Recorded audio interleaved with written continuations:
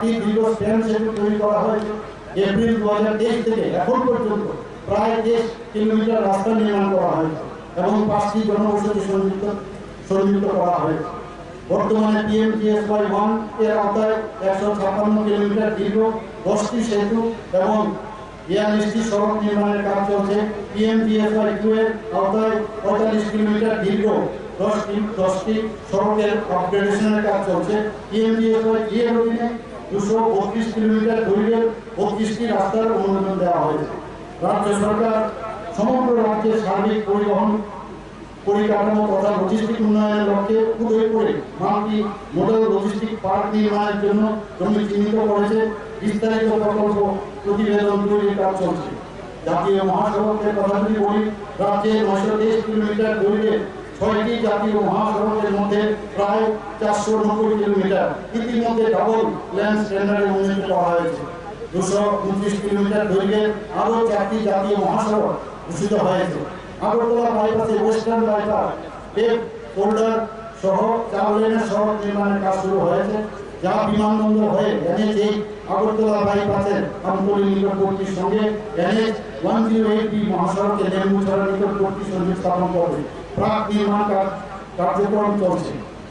রাজ্য সরকার GST, VAT এবং আবগারি শুল্ক সংগ্রহের ক্ষেত্রে দেশব্যাপী কাজ করেছে। 2023-24 এবং 2024-25 অর্থবর্ষে জুন 2024 পর্যন্ত GST সংগ্রহের পরিমাণ যথাক্রমে 1,589 কোটি টাকা এবং 477 কোটি টাকা। 2023-24 এবং 2024-25 অর্থবর্ষে 24 জুন 2024 পর্যন্ত GST আদায়ে বৃদ্ধির হার যথাক্রমে 9% এবং 13%। যুব বিষয়ক প্রক্রিয়া দপ্তর সম্পর্কে যদি এখানে বলি, সম্প্রতি অনুষ্ঠিত জনজাতি খেল মহোৎসব 2023-24 সালে ত্রিপুরায় 3টি স্বর্ণ, 3টি রৌপ্য, 5টি ব্রোঞ্জ পদক জিতেছে। 67 জাতীয় স্কুল গেম 2023-24 ত্রিপুরা 11টি পদক, 7টি স্বর্ণ, 2টি রৌপ্য এবং 2টি ব্রোঞ্জ জয়লাভ করেছে। খেলাধুলার গুণগত মান বাড়ানোর জন্য বাজারঘাটে দশরথ দেব স্টেট স্পোর্টস কমপ্লেক্স খেলো ইন্ডিয়া সেন্টার অফ এক্সিলেন্স স্থাপন করা হয়েছে, যেখানে বিশেষ প্রশিক্ষণ দেওয়া হচ্ছে এবং বর্তমানে জেলা পর্যায়ে 13টি খেলো ইন্ডিয়া সেন্টারে কোচিং করানো হচ্ছে। সারা রাজ্যে 42টি কোচিং সেন্টার খুলেছে রাজ্য সরকার। পানিসাগরে একটি অ্যাথলেটিক্স ট্র্যাক নির্মাণের কাজ সম্পন্ন হয়েছে। বাজারঘাটে অপরটি নির্মাণের কাজ চলছে। বাজারঘাটে সিনথেটিক হকি টার্ফ নির্মাণের কাজ শেষ হয়েছে।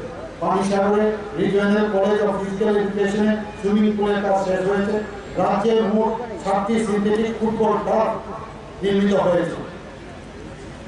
তথ্য সংস্কৃতি দপ্তরের সংস্কৃতির প্রসারে রাজ্য সরকার প্রয়াস অব্যাহত রয়েছে। সারা বছর ধরে রাজ্য জুড়ে বিভিন্ন সাংস্কৃতিক কর্মকাণ্ড সুনির্দিষ্টভাবে সম্পাদন করার জন্য তথ্য ও সংস্কৃতি দপ্তর একটি